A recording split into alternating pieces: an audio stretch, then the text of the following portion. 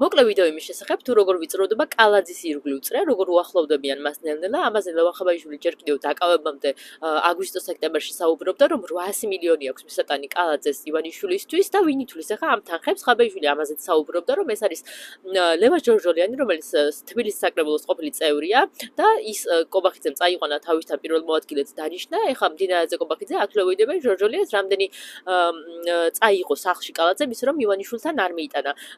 ლევან ჯორჯოლიანის იშვიათი გამონაკლისია, რომელიც ქოცებში განათლება საერთოდ რო ჭირს ამას განათლება ნამდვილად აქვს, ჩემთან ერთად სტრასბურგში დადიოდა და ნამდვილად შემიძლია ეს თქვა, მაგრამ ძალიან ბოროტად იყენებს, აი შავ ბუღალტერიაში ერკვევა ყველაზე მეტად. შემდეგი ეს იყო ხმალაძე, რომელიც მარჯვენა ხელი იყო კალაძის მოუხსნა, ჯერ ვითომ იუსტიციის მინისტრის მოადგილედ გადაიყვანა, შემდეგ სახლში გაუშვეს და ესეთი ტომეული აქვს ახლა მდინარეძეს მაზენა ნებისმიერ საქმეზე შეიძლება მარტივად ხმალაძის დაჭერა.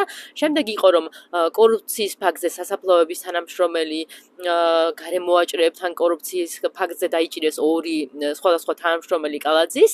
ამას გარდა იყო რომ დინარაძემ ასევე დაუჭირა კალაძეს ორი მერიის თანამშრომელი, რომელიც აქციაზე ხალხს გაუსწორდა და ყველაზე დიდი кейსი ის იყო კახაბერ გვანცელაძე, ბაგაბაღების გაერთიანების მართვის ყოფილი დირექტორი, რომელიც პროკურატურამ მოყვა რომ რილოაშვილის დახმარებით ბაგაბაღის ბავშვების ფულს იპარავდა, შესაბამისად გაშიფრეს სქემა კახა კალაძის, კახაბერ გვანცელაძის და ლილუაშვილის დახმარებით რა კორუფცია ტრიალობდა მერიაში. ამიტომ ძალიან მარტივია რა სჭირს ახლა კალაძის